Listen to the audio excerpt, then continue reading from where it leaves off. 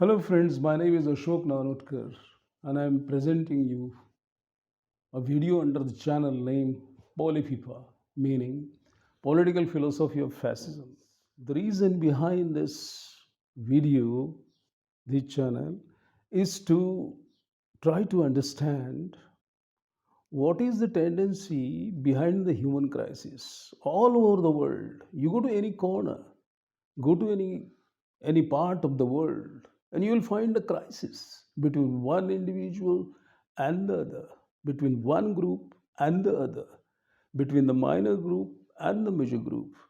One man is killing many, and many men are killing one. Just a few days ago, I watched a video where one man was beating some small children, undressing them. They were nude and he was beating them. Why we have become so much violent? What is the reason behind becoming so much violent? Is there any reason? Is there any thought, the concept, the idea behind this being violent? Can we call it fascism? So the question is, how does this fascism originate? What is the fundamental of this fascism? Fascism meaning trying to impress over other, trying to rule others. So fascism meaning to way to play the power game, and that we see everywhere through different crises. So we have to understand what is this crisis about, how this fascism originates. Not today, but right from the beginning, right from the antiquity, in the ancient time, in the medieval period, and in the modern times. In these videos, friends, we'll try to discuss how this how this fascism originates. What could be its logic? What could be its reasoning? What could be its language? What are the tools? What are the medium this fascism is expressed, manifested? So, I like to share with you, I like to hear your comments, I like to hear your reactions about all this. And in my upcoming videos, I'll be sharing with you the different aspects of fascism, the literature, the history of fascism, and all that.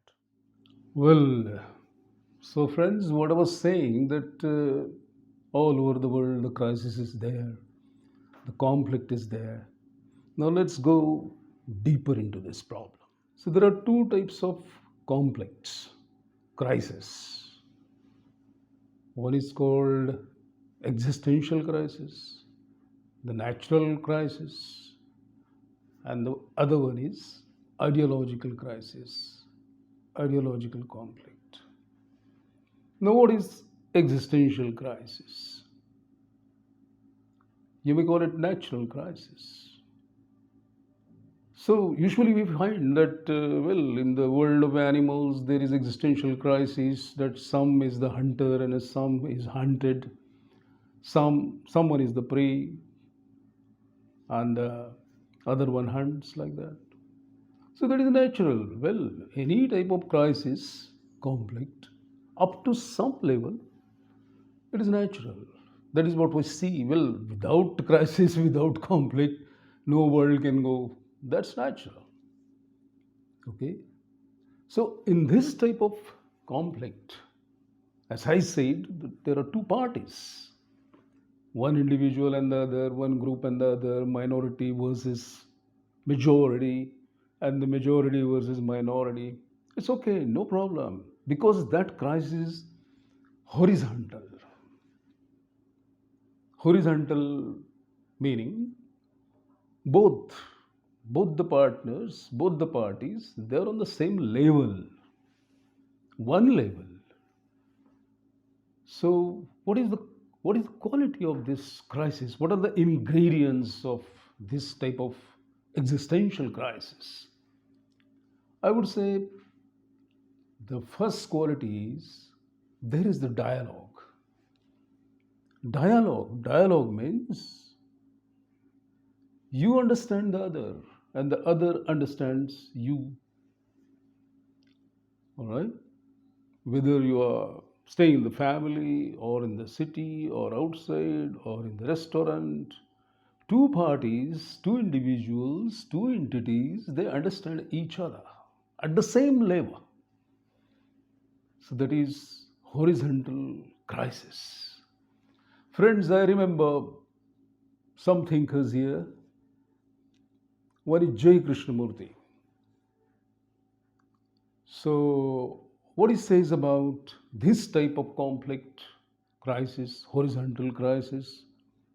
So, according to him, there is a dialogue. What does he mean by a dialogue? So, he says that when there is a dialogue between two elements, so there is some awareness in his framework, that is what he calls as choiceless awareness. That is, I don't choose myself above you, and you don't choose yourself below me. Both are equal. We don't choose against each other with priority. So there is equality. He calls it choiceless awareness. And what is in this choiceless awareness? There is sensitivity. I am aware of you when you are aware of me. Sensitivity. Sensitivity is against sentimentality. The meaning of sentimentality is to cry, to exploit emotions, to propagate your ego, to dominate ego, to take the benefit of someone. Well, that is sentimentality. You use others, or you let yourself get used by others. Whereas in sensitivity, you are aware of the pain of others, or you are open. You are open inside, outside. You are candid, you are honest, you are authentic. So that is the meaning of sensitivity. One more thinker I remember here is French philosopher Emmanuel Levinas. What he says that in this type of relationship, let's call it relationship, this conflict, this crisis is a relationship between two elements or many elements. So he would say there is the alterity. Alterity means I look at you as if you were me, as if you were at my place. Your problems are mine and my problems are yours. I alter myself for the sake of you. And the same thing happens there. There is a type of empathy. Empathy means I don't show any sympathy. I don't regard you as inferior. I don't regard myself as superior. So sympathy deals with superiority and inferiority. Whereas empathy is direct understanding. Going into someone's role, going into someone's pain directly. So in dialogue, these things are there. Well, at the same time, along with dialogue, some sort of consensus is there. Consensus among many people, or two groups, or two elements. Some mutual understanding is there. I remember one German philosopher over here. His name is Jugain Habermas. So Jugain Habermas uses this principle of consensus. So when dialogue is there, it exists at all levels.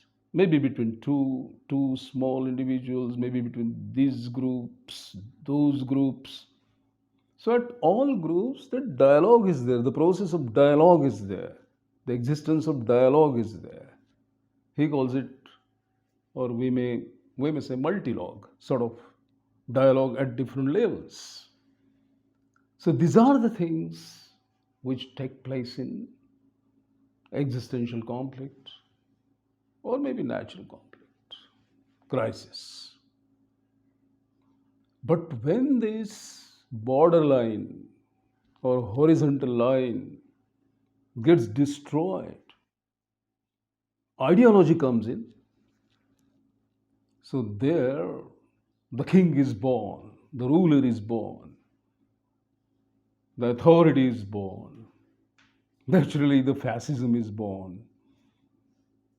As I was saying, well, we are talking about fascism. So when the conflict is ideological, fascism takes place. So what happens here in this ideological conflict? So friends, there is a paradigm shift. The narrative is changed. The level is changed. Now it is no more horizontal. The dialogue has collapsed, vanished. Only monologue is there.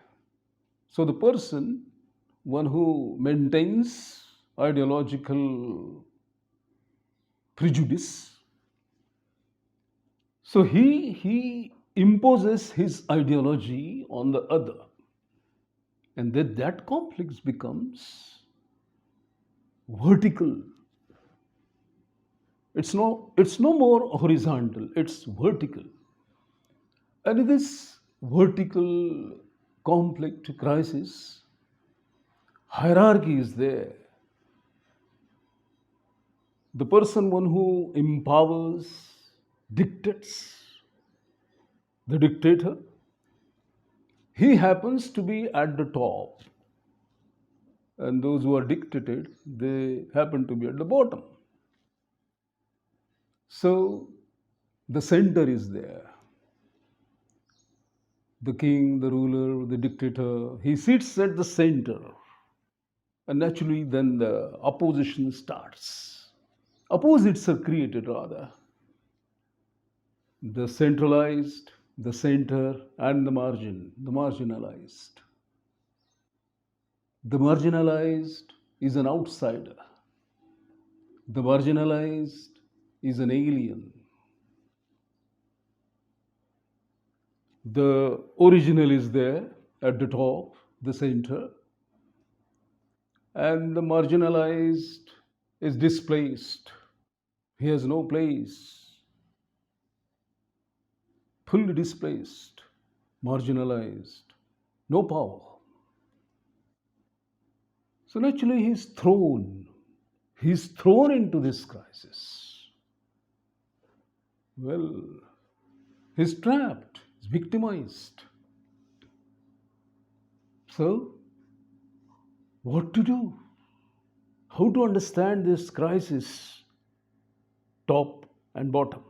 Hierarchical crisis, ideological crisis, where the fascism flourishes. So, friends, in our next video, I'll try to go, I'll try to explore into this problem of crisis and this fascism. And today we have seen that out of this vertical crisis, horizontal, not horizontal, but vertical, hierarchical crisis, the fascism originates, emerges. Thanks for watching this episode. Take care. Have a good time.